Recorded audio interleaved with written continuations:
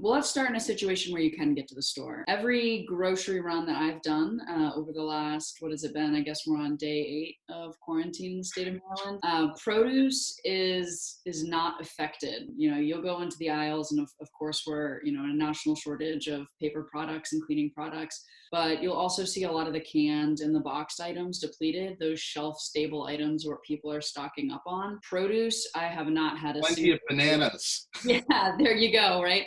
I've not had a single issue buying fresh produce, but if you're in a situation where your, you know, food provider does not have fresh produce, then buying frozen and canned is really just fine. I think they get a bad rap. If I had to order best to, I hate to use the word worst, it would be, you know, fresh produce is obviously kind of number one.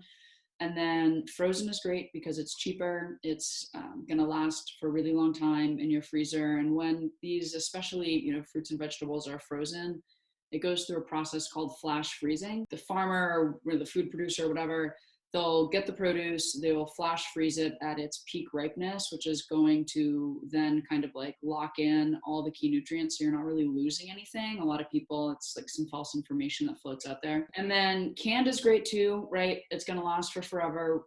Specifically when you're thinking about buying canned goods, you don't want to get anything that's canned in syrup. So oftentimes fruit, it's either going to be canned in, you know, 100% fruit juice, or might be 50-50, 50 fruit juice, 50%. Right. Yeah, not added processed sugar. Exactly, yeah, and that kind of brings us back to that comment about sugar you made, right, from the start. So the 100% fruit juice, that's not going to be a problem, right? That's essentially the same thing as eating a piece of fruit. You're going to be getting 100% of the natural fructose and other sugars that are in the fruit. It's the syrup that becomes an issue, right? A lot of times people are familiar with like the fruit cocktail. Fruit cocktail is oftentimes a thicker syrup type of thing. So that would be an example of a canned good that you would want to try to avoid buying. And then just kind of a pro tip when it comes to buying canned vegetables and canned beans, give it a rinse before you cook with it. Sodium is a preservative, so oftentimes, especially like the beans and the vegetables, are going to have a ton of extra sodium. So if you just rinse it out in a colander before you cook with it, you can really reduce your sodium intake. So you wouldn't lose nutrients by dumping out the liquid? No. Yeah, the nutrients are going to be in the vegetables themselves.